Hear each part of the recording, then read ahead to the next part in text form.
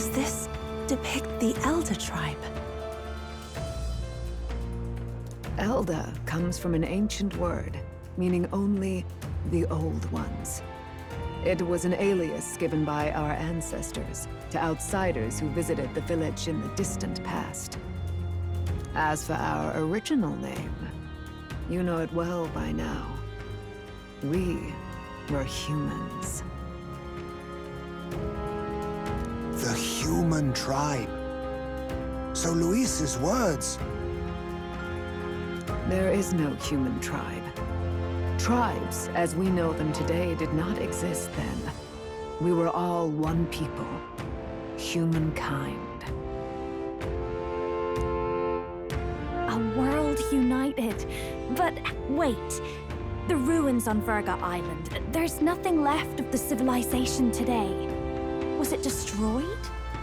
Why? How? A war.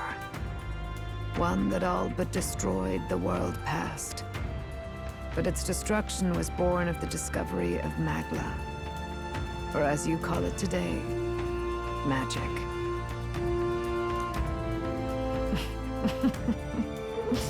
Do you wonder what they battled over?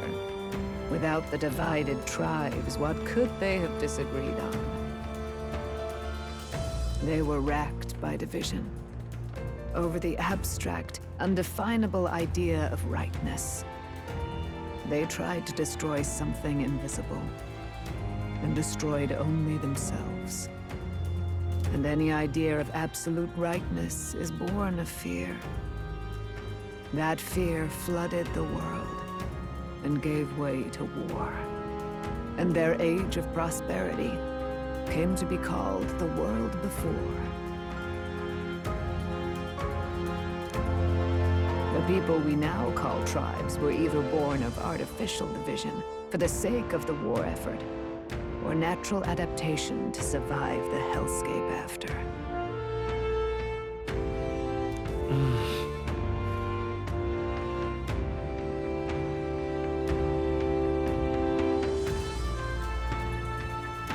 Unbelievable. We've met plenty of people caught up in pointless conflicts.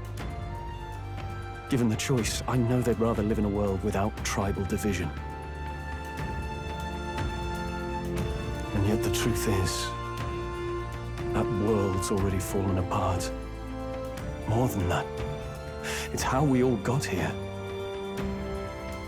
Such drastic physical changes would normally have taken eons to effect.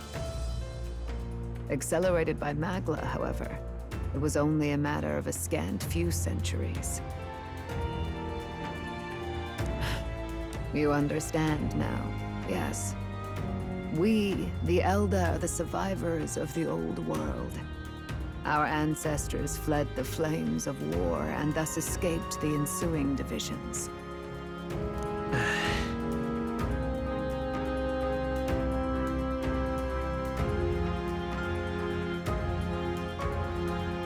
It beggars belief. It is nothing short of astounding. But then, why do we know these monsters as humans? By the war's end, both sides were consumed by fear. Their magical assaults escalated with each retaliation, until it was beyond all control. Our world became a hell. Rampant Magla distorts the body and mind. By now, I'm sure you know that better than you ever wished to. Humans are what remains of that branch of humankind that succumbed to melancholia. Broken, horrifying testaments to their own mistakes in the war of magic. Some persist, breed, and multiply as any beast does. Others live centuries of agony before their lives burn out. Even we do not know the full scope of their nature. Regardless, when the 8 tribes settled in this land, our claim to the human legacy was forgotten. To the people, the name only meant slavering, insane monsters. Therefore, we took on an alias instead. The same one by which we are known today. The Elda.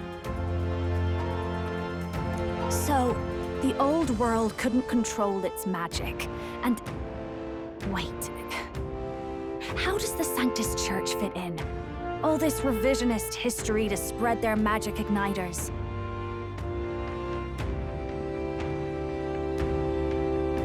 Indeed, what are magic igniters to you? Tools for the Church to shackle the people, perhaps? Or weapons that hide magic's true potential? Am I close to the mark? In truth, it's the opposite. Igniters are tools made to limit magic. Restraints made in self-discipline, meant to avert a repeat of history's destructive mistakes. The Sanctus Church of today is muddied by greed, but its faith was born of good intentions. They once urged self-control, and thus control of one's personal magic.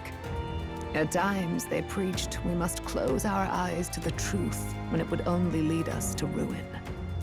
By this benign tenet, history was obscured, and the Elda denounced. I had no idea. There's a grim irony in that. His Majesty only hid his son's ancestry to protect him. Yet in the end, that meant Forden could attack the village under any pretext he liked, his motives concealed. With all that said, you have now reclaimed your true form. The friends that stand with you are of different tribes and ideologies, but of one mind. As you are now, you may walk the path of the rightful king. The path of a modern world, where the tribes walk as individuals, yet with mutual respect and cooperation. The sovereign's power, thou king to be, entrusted with the will of the people. To bear their hopes is to be their rock in the storm, and to face anxiety in their names.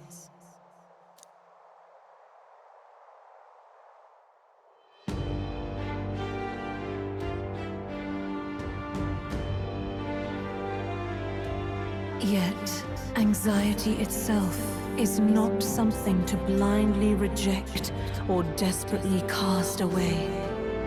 It begins with a simple thing, acknowledging its existence.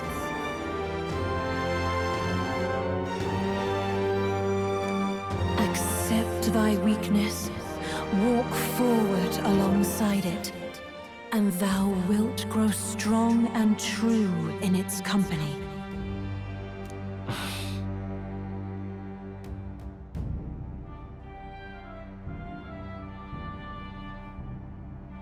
And besides,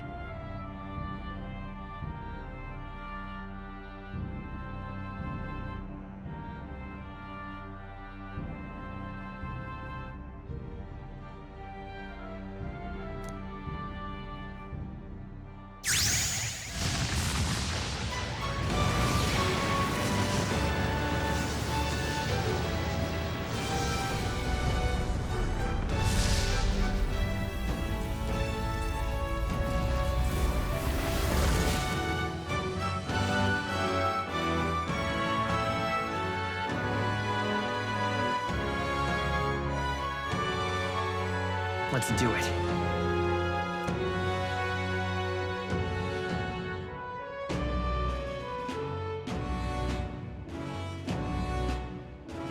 Let's fight. That's it. I've made up my mind. I'm with you to the end, no matter what. Where is this coming from? Before we got there, this guiding voice thing told me my duties were over. But what am I gonna do? Just go, okay, bye?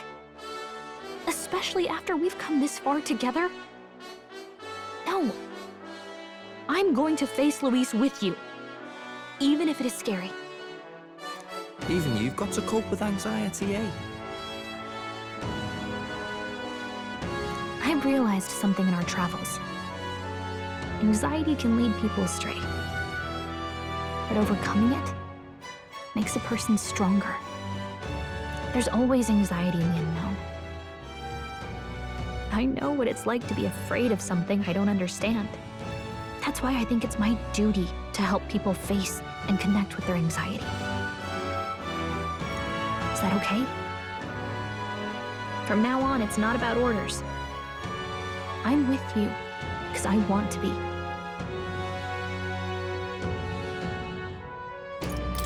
Yeah, I want you by my side until the end.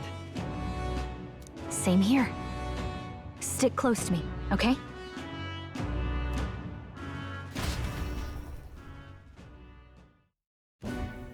Well, we're past the worst of it.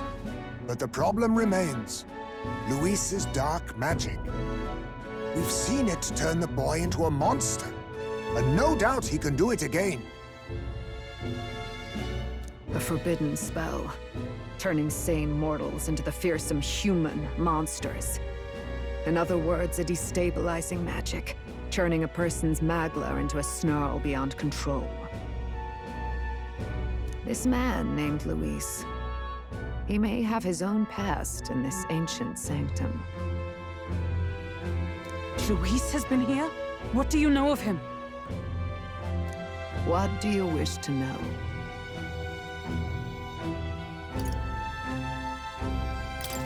Who exactly is Luis? Every time I heard of his doings in the wider world, I felt more and more sure that Luis is from this village. His knowledge of humans, his skills in magic, his grasp of darker arts, they're all beyond a mere soldier to begin with, however prodigious. As it happens, a name does occur. Among those old families who perished in the fire, there was one by the name of Caradrius. A family of doctors, I believe.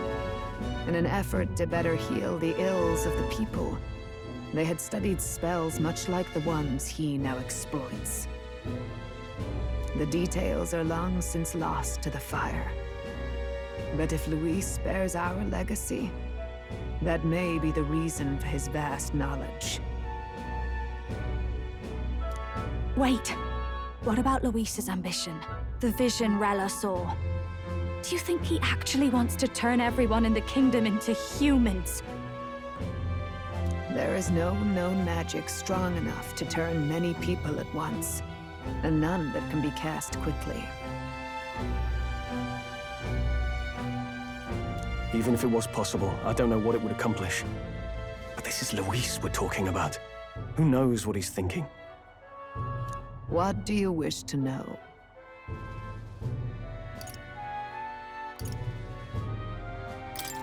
What is this forbidden spell? The essence of magic is in the control of Magla. However, just as its chaos may be calmed, it can also be deliberately pushed out of control. That was what you saw. He whipped your innate magic to a frenzy and you were lost to melancholia. Just as the humans of the ancient war once were. In every age, the cause and effect are the same. People learn fear, become slaves to their anxiety, suffer, and thus, the power of magic is born. Pardon me. You mean to say anxiety is the source of all magic? Magla is a substance born of the heart, generated when one feels anxiety or fear. By certain means, it may be kindled into power. That is what we call magic. In this way, it is by virtue of the anxiety in our hearts that we gain the power to overcome it. Magic is a natural process, and anxiety is its invaluable, irreducible fuel. But in turn, those burdened with more anxiety and fear produce more and more magla from their hearts. Without the willpower to face your fear, the magla overflows. Uncontrollable by magic, it can give rise to strange and terrible happenings as it manifests. With the world embroiled in chaos, these outbursts of swollen magic may be happening all across our kingdom. 'Tis the answer to everything. The melancholia crystals, the beasts driven feral. The very land is erupting with the weight of its people's fears. Hold on. If Luis's art is rooted in bringing out this chaos, then anyone might be next. He said he became a monster because he's Elda, but that wasn't the complete story. If what you say is true,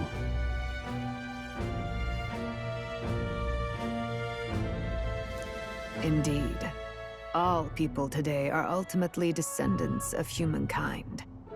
If Luis so chooses, he could turn anyone into a human monster. Yet as long as you have the strength to confront your fears, even this transformation may be defied and overcome. But if he would turn people into humans, if in the unlikely event that happens... If there is any motive for such cruelty, it can only be hatred. If Luis is truly from this village, then their fire would have cost him everything. Such unjust tragedy could easily beget a thirst for revenge. Even if it meant wielding a magic that twisted life into something terrible, instead of uplifting it. Indeed, it seems the opposite of an archetype. A truly dark power. Who goes there? Someone flees! That's him! The malformed assassin who struck at the prince! He's bound for the woods! After him!